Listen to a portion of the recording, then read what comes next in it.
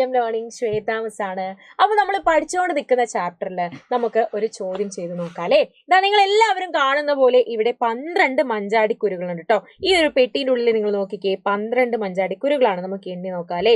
1 2 3 4 5 6 7 8 9 10 11 12 മഞ്ചാടിക്കുരുകളാണ്.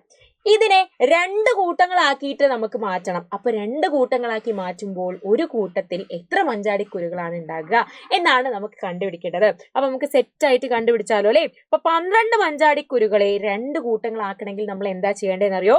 നമ്മൾ 12നെ ഡിവൈഡ് ചെയ്യും അല്ലെ. 12നെ ഹരിക്കും നമ്മൾ 2 കൊണ്ട്. ഡിവൈഡ് എന്താണ് എന്നുള്ള കാര്യങ്ങളൊക്കെ നമ്മൾ ക്ലിയർ ആയിട്ട് നമ്മുടെ ലൈവിൽ പഠിച്ചതായിരുന്നു.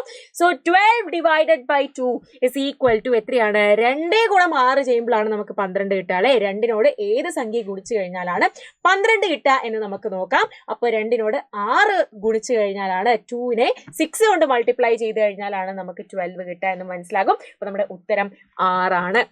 ഇതിനെ നമ്മൾ വായിക്കുക എന്താണെന്നറിയോ? 12 divided by 2 is equal to 6. അഥവാ മലയാളത്തിൽ നമ്മൾ പറയും 12നെ 12 ഭാഗം 2 സമം 6 എന്ന് വായിക്കുകയും ചെയ്യും.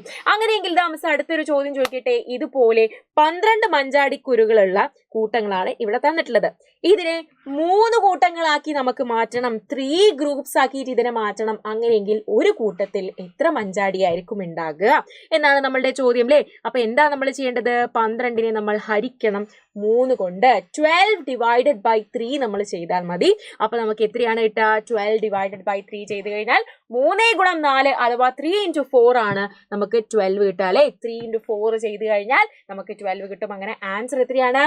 4 ആണ് എന്ന് നമുക്ക് മനസ്സിലാകും. അങ്ങനെയെങ്കിൽ മിസ് ചോദിക്കട്ടെ, ഈ ഒരു 12നെ 4 കൂട്ടങ്ങളാക്കിയിട്ട് മാറ്റുമ്പോൾ ഓരോ കൂട്ടത്തിലും എത്ര മഞ്ചാടികളാണ് ഉണ്ടാവുക എന്നുള്ളൊരു ചോദ്യം നിങ്ങൾ ഉത്തരം കണ്ടുപിടിക്കണം. ഇത്രയും കാര്യങ്ങളാണ് നമുക്ക് ഇന്നത്തെ ഒരു വീഡിയോയിൽ പറയാനുള്ളത്.